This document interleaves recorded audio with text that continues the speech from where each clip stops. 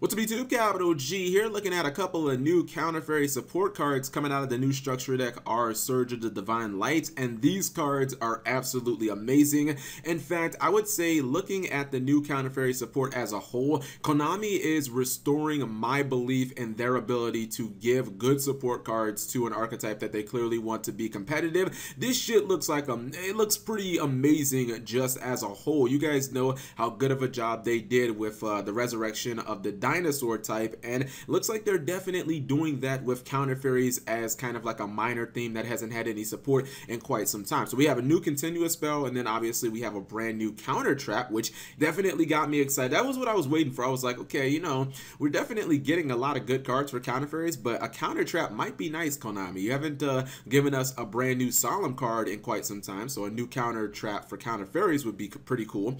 All right, so the continuous spell is Sanctuary of Parshaf. Obviously, you guys know that there is a brand new Parshaf monster in this structure that is basically the boss monster of the new Counter Fairies. It says, number 1, this card's name is treated as Sanctuary of the Sky while it is on the field or in the graveyard. That is excellent.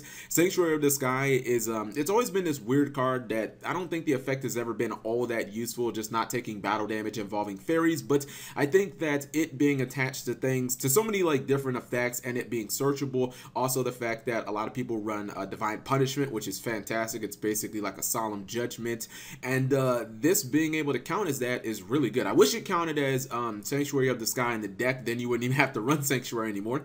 Second effect says fairy monsters gain 300 attack and defense. Also, face down spells and traps on the field cannot be targeted or destroyed by card effects. That is fucking bananas, and I can't believe they built that into a card. Not only is getting 300 attack pretty damn good in Counter Fairies, because if you don't run the Parashaft or you don't run Vandy Dragon, usually your monsters are somewhere between Bountiful Artemis is like 1600, and then you usually cap out at about 18 or 1900. So being able to make those monsters up to 2200, that's pretty damn impressive. Like a Bountiful Artemis isn't really a problem at 1600, but now if it's 1900 and it has all of these things backing it up, and you already can't attack it because it's pretty like decent size, that's a problem. But the fact that all your counter traps are now protected from Galaxy Cyclones and Twin Twisters, and you don't have to use any of those cards, you won't have to use your Divine Punishments or your Dark Bribes on Twin Twisters, that is actually pretty broken. And the thing is,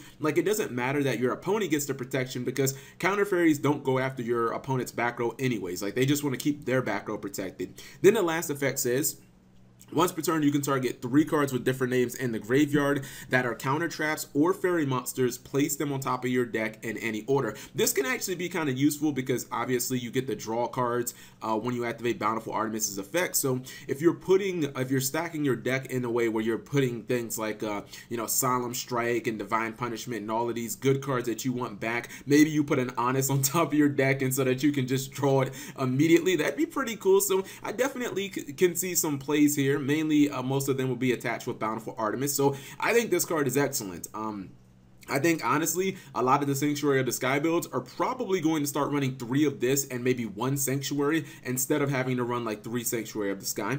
Then we have the new counter trap, which is also pretty good. It's called Reincarnating Parshaf.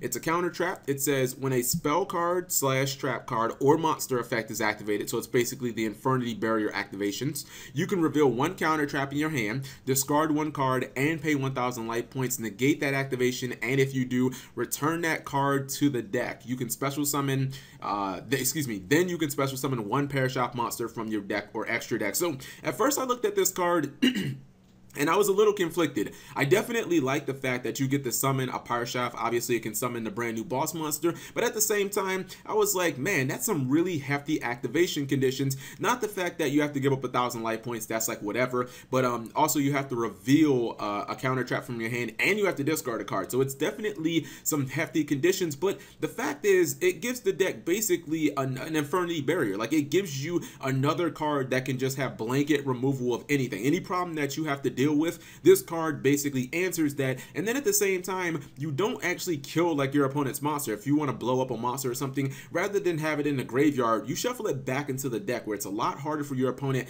generally to have access to that. I think this card is good, and the main thing is At first I was like, well, I don't really want to necessarily run the new boss monster, but I actually thought about it, and there is a Pearshaft monster that can be summoned from the extra deck.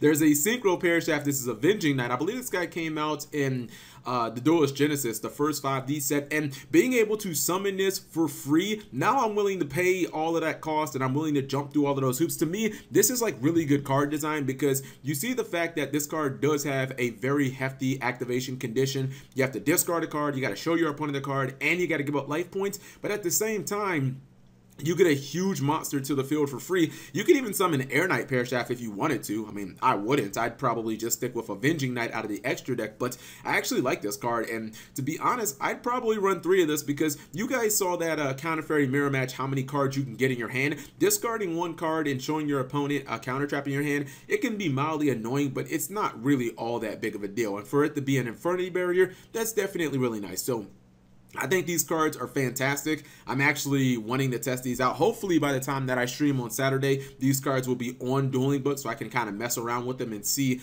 exactly how good they are, if they're as good as I think they are. But I am very excited about the new Counter Fairy stuff, guys. Let me know what you think in the comment section below. Thank you guys for watching as always, and subscribe if you have not already. This video has been brought to you by Audible. Get a free audiobook download and 30-day free trial at audible.com/MegaCapitalG. Over 180,000 titles to choose from on your mobile device. I'm listening to the amazing I Can't Make This Up by Kevin Hart, link in the description.